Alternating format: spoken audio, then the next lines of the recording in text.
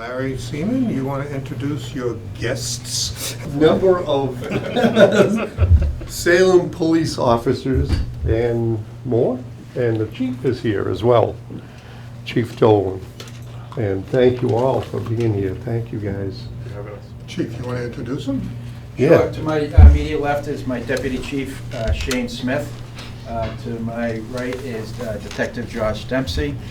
We have Community Police, Problem-Oriented Police Officer Ruben Jimenez, Community Affairs Officer, and our most famous employee, Rhea, Brian Lawrence and Rhea.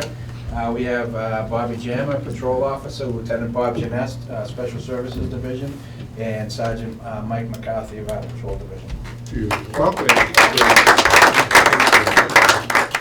There'll be a quiz after this.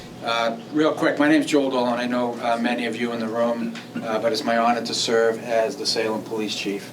The reason I know Larry, I see Larry at many events. The reason I would like to speak to you this afternoon, hopefully if you don't live in town and you don't vote in Salem, you obviously with this civic group you have connections, either a business owner in town or you have people that you know in town, and that we are going for a police station hopefully on the March 2024 ballot. We just started the budget process in town. We had our first budget meeting with the town council last evening, and we are working on preliminary engineering and conceptual design to replace the archaic police department on 9 Veterans Memorial Parkway. So part of the history of the project, the building that you see now, the main building on Vets Parkway, was built in the mid-1960s for 14 officers.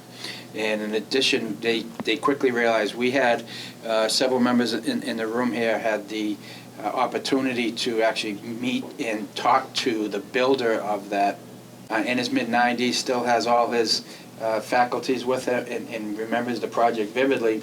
And he remembers one of the comments he made is he thought the building was undersized then at that point. As we know, living and working in Salem and being around here, the town's only grown exponentially. So once they realized that they were outgrowing the building in the 60s, an addition was put on in 1978. Since then, we've added a triple-wide trailer. We are at probably roughly 14,000 square feet of space, and that's gross net. That's including wall space, bathrooms, operational space. We're probably running around 8,000 square feet. In 2018, 2019, we commissioned a space needs study that puts us at approximately saying we should be around gross net around 40,000 square feet. So just with those numbers alone, we know that we're grossly undersized. And you don't have to go through the building to understand that, just seeing it and knowing. Some people might see it and say, do they really need a new building? If you have that question, or if you know people that do have that question, we'll gladly do tours. The tours are up on the town website. It really drives home the message of that we're just not asking to get out of what we have or to get something new and shiny. To continue with the efficient operations of a professional law enforcement service, we need, and the time is past for needing a new facility. We've taken pictures. A lot of these have been repaired, but these are constant repairs. Again, we're in a triple-wide trailer here. This is our server room. We have constant water damage. Our locker room, we have half lockers, and that's the only place that a lot of the officers can keep their equipment, to include issued patrol rifles, their duty bags. We don't have proper storage for ballistic vests, so if you come in on a day where it's hot, it's sticky, and that's full of sweat, or you get caught in a rainstorm that's wet, you're air drying it there now, where a modern locker room will have a tray for that has the airflow system right through that, so prevents mold, prevents mildew. We're storing boots, wet boots and stuff, and some of the places we walk through, either properties or exterior or interior properties, we're picking up a lot of germs and a lot of bacteria on the bottom of our boots, and we're storing them on top of our lockers that we're keeping everything else in. Here the attic space is inadequate. We have Connex boxes on the outside of our building to secure extra property.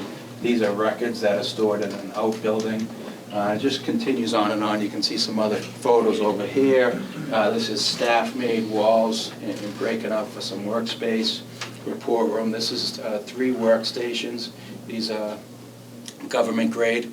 You may recognize some of these desks. They're donated from Fort Devens in Massachusetts, so it's probably something you guys may have worked at, sat at some point in your life. But you'll see we have workstations for 3 officers. That often gets cramped, especially if you have 2 officers with trainees during a field training officer program. Putting 4 officers in that room, grown men, it gets real tight. Bathroom facilities. See, this is some of our lock-up space that we've had to repurpose for storage. A lot of our record storage are off-site, so we're incurring a monthly cost to go to Iron Mountain to keep a lot of our critical records. So size-wise, we have outgrown that, and if you go back to the builder who constructed it in the 1960s, he saw that.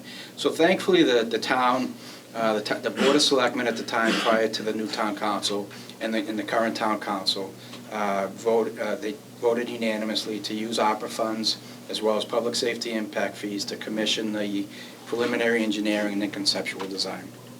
And then upon the election of the new town council, they made one of their 2 primary goals were to have a police station project on the 2024 ballot, as well as some other public safety needs, as locating land for a West Side fire station.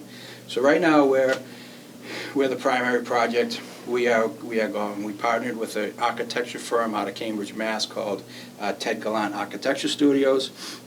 And we had construction manager interviews last week. They're still finalizing some fees, so we haven't gone public with that name. But it is a local. It's a New Hampshire company. They've done work in town. We're just trying to finalize that. So hopefully, looking at a time frame of if everything passes successfully in March, we would continue with the engineering and design throughout 2024. So there'd be no impact to the your tax rate in 2024. And then getting on, construction would begin in 2025. That would be a very small bond at that point because of just of the phasing of the construction project at that stage. So there wouldn't be a big impact on the tax rate in 2025 either. So that's where we are with the project right now. But what I would like to say is we've grown from we've had, if I haven't mentioned, we had 14 officers. We're at 102 employees now. We are scheduled, we're budgeted for 70 full-time police officers. We have a contingent of part-time officers that are really our retired full-time officers that have stayed on and worked. You see a lot of them working the road construction jobs. And we have victim witness advocates. We have a in-house part-time custodian. And we have civilian staff with prosecutors and dispatch. But we've also looked at we want to add a support staff member this year. We've run out of workspaces. A lot of our members are literally working out of converted closets. And we've repurposed one of our 2 interview rooms is now the patrol sergeant's office because they needed workspace to accommodate their ancillary duties. And we have 1 interview room. We have no bathrooms or privacy off the lobby. The lobby's very small. If you have 2 people in there, and one might be registered as a sex offender, and then you could very well have someone coming in to report a sex offense, and they're both at the window at the same time, and there's no privacy for either one of them. And that's extremely uncomfortable for both of them. There's no interview rooms off the lobby. Report room is inadequate. None of the building no parts of the building are complying with the American Disabilities Act. Yes. Is this going to be in the same location, Chief? Great location. Great question. Yes. So we are going to. We had some feedback. We spent a lot of time looking at locations in town, and we realized both from staff and community input that everybody likes where we are. So the lot that we're on is approximately 15 acres. What we run into is it's a very small building window because it's primarily wetlands. So we're looking at part of the architectural commission part of their charge was they had to come up with 3 conceptual designs. 3 conceptual designs of the building and 3 conceptual designs of where the building will be placed on the lot.